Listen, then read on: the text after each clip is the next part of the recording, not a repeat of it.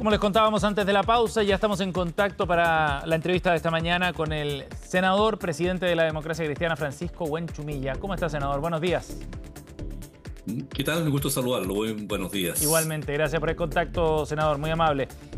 Bueno, estamos a muy poco ya de la elección, senador. Hoy día concluyen las campañas también. Janet Jara ya hizo su cierre de campaña el pasado martes en Maipú, pero termina también la franja electoral, así que vamos a entrar ya en otro escenario. ¿Cómo evalúa usted el desarrollo de esta campaña de Janet Jara, de la candidata que apoya a su partido, senador? Yo creo que ella mantuvo el perfil que le dio el triunfo en las primarias de la centroizquierda, mostrándose como es, no cambiando su personalidad, mostrándose una mujer llana, sencilla, amable, o sea, con habilidades blandas, quiero decir, y con una formación política e intelectual adecuada para el cargo de jefatura del Estado, de tal manera que yo creo que eso es un saldo positivo y no estar cambiando las personalidades, la imagen, de no saber en definitiva quién es quién. Eso yo creo que es una cosa muy importante que se consolida, de saber quién es Janet Jara para la gente, que es muy importante Ajá. para la credibilidad y la confianza. ¿Y cómo describiría ese perfil que logró mantener desde la primaria, senador?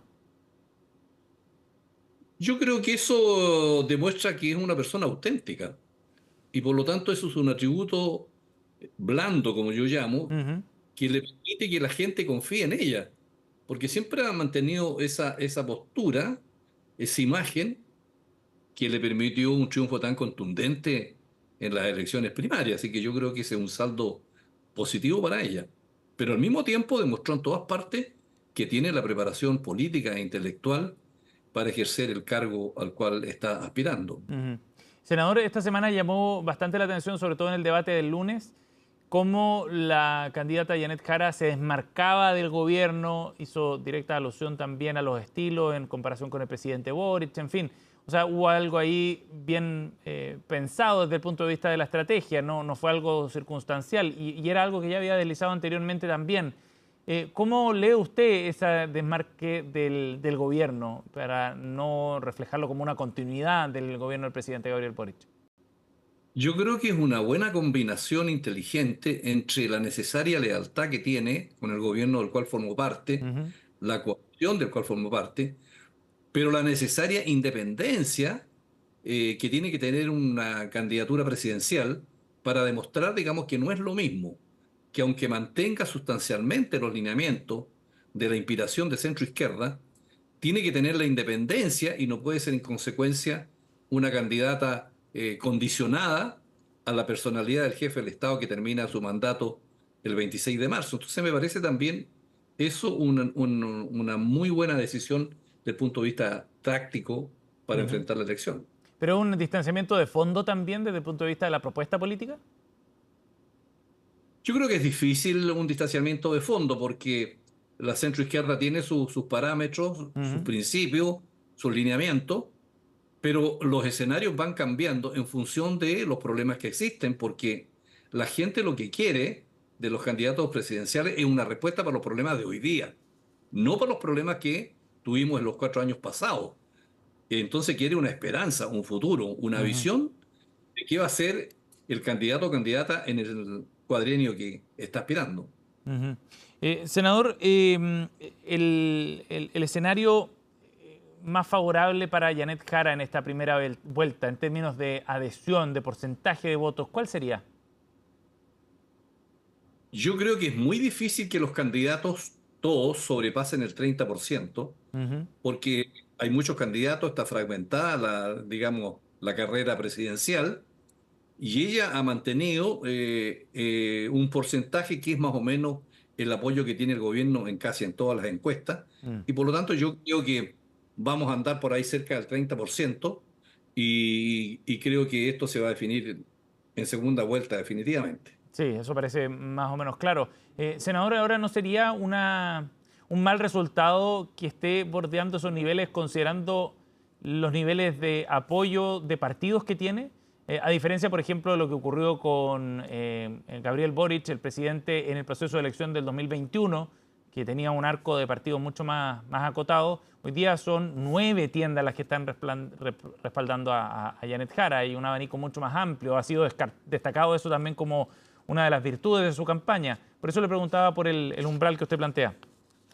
Es que yo creo que la irradiación de los partidos políticos no alcanza la totalidad del electorado. Ujú. Los partidos tienen influencia, sin duda, pero hay muchos millones de personas que votan en definitiva por la confianza que les da la personalidad del candidato o candidata. Ujú. Y existen muchas variables y por eso yo creo que ese factor se diluye porque tenemos un voto obligatorio y por lo tanto también hay una cierta interrogante respecto de cuál va a ser el comportamiento de la gente que va a ir obligatoriamente a votar y que en otras oportunidades no lo ha hecho. Sí. Entonces son muchas variables y por lo tanto yo creo que en ese sentido yo califico el escenario como normal, Ujú. donde la influencia de los partidos políticos no es total al conjunto del electorado.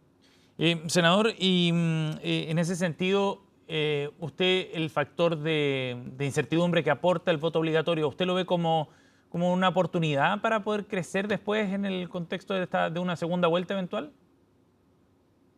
Yo creo que de alguna manera eso se va a manifestar hoy día en la primera vuelta, porque hay varios millones de personas que están en esa situación Ujú. y es un voto que yo creo que las encuestas no logran captar, es un voto silencioso. Entonces la pregunta es cómo se va a comportar ese electorado Mm. en relación con la elección presidencial y también con las parlamentarias.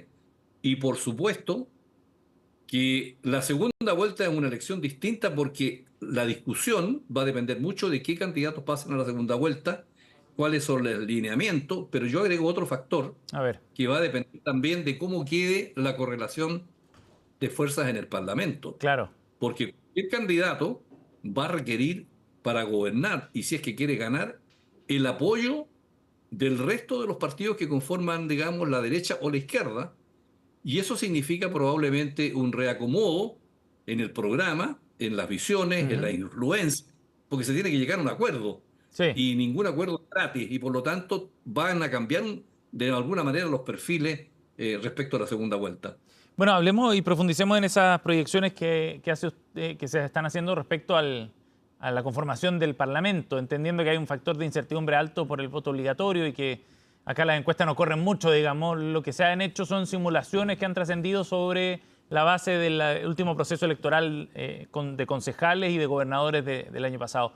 En ese sentido, senador, ¿qué está proyectando o cómo ven el escenario que puede dejar esta elección para el Congreso y para el oficialismo en particular? ¿En qué pie puede quedar?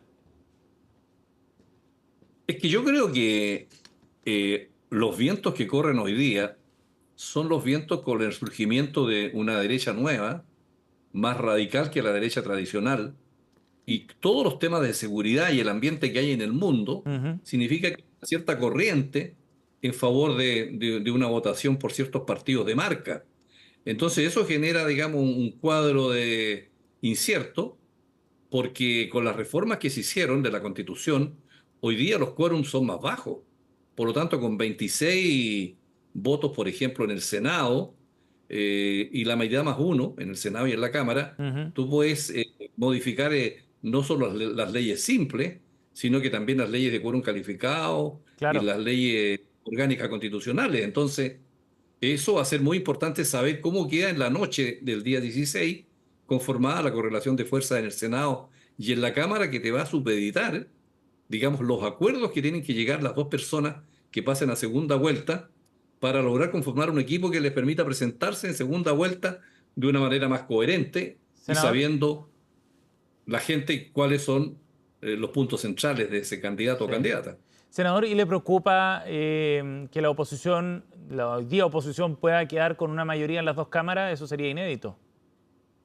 Efectivamente, eso sería un resultado negativo absolutamente porque se rompería el equilibrio y la derecha podría hacer lo que quisiera, salvo reformas constitucionales, pero cambiar las leyes teniendo mayoría en el Parlamento. Mm. Entonces, lo importante es que de repente los equilibrios permitan los acuerdos necesarios para que el país camine, tenga los cambios pertinentes, Ujú. pero nadie, perdóname la expresión que voy a usar, se lleve la pelota para la casa, porque digamos, eso polariza naturalmente el escenario político.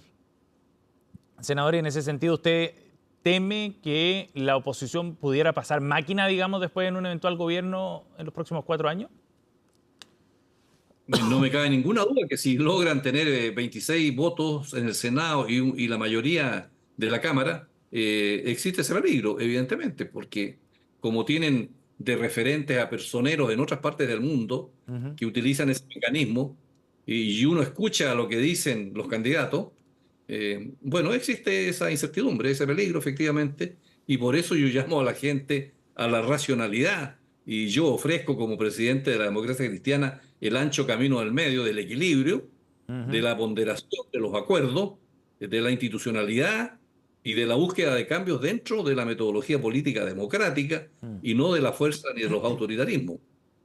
Senador, antes de que se nos vaya el tiempo, quería preguntarle también sobre lo que ocurrió esta semana en el Senado con la acusación constitucional que finalmente fue aprobada en contra del ex juez Antonio Ulloa. Y el episodio en particular que quería hacer referencia tiene que ver con esta situación bien tensa que se vivió entre la senadora Yasna Proboste de su partido con el diputado Daniel Manucheri del Partido Socialista, quien estaba exponiendo los antecedentes precisamente de la acusación constitucional. ¿Cómo califica usted el episodio y lo que ocurrió allí? ¿Hay acusaciones mutuas de descalificaciones? Mire, son dos cosas distintas, porque una cosa es la facultad del Senado para acusar constitucionalmente, en este caso, a un ministro de la Corte de Apelaciones.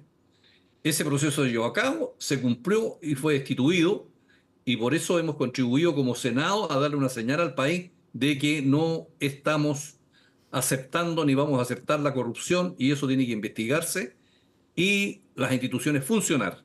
Ese es un tema.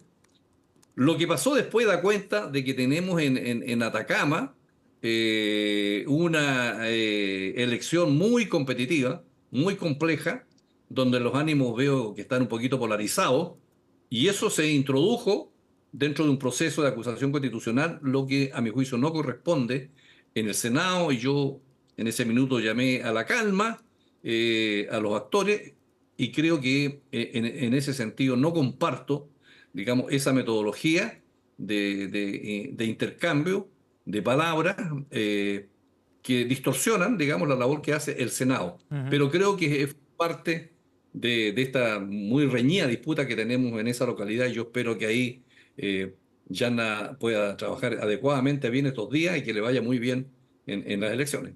Ahora, pero hay una crítica directa aquí al diputado Manucheri por el aprovechamiento, dicen algunos senadores, que hizo de ese espacio con fines políticos. ¿Usted también lo entiende así?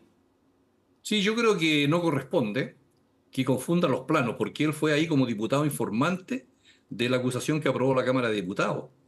Y en consecuencia no pueden mezclarse un tema con otro tema. Ujú. Y hay otras instancias para que puedan hacerse valer, digamos, esas discrepancias que tienen. Pero ahí tenemos que enfocarnos exclusivamente a la acusación contra el ministro Ulloa, que en este caso prosperó. Bien, senador Buenchumilla, muchas gracias por el contacto esta mañana. Muy amable.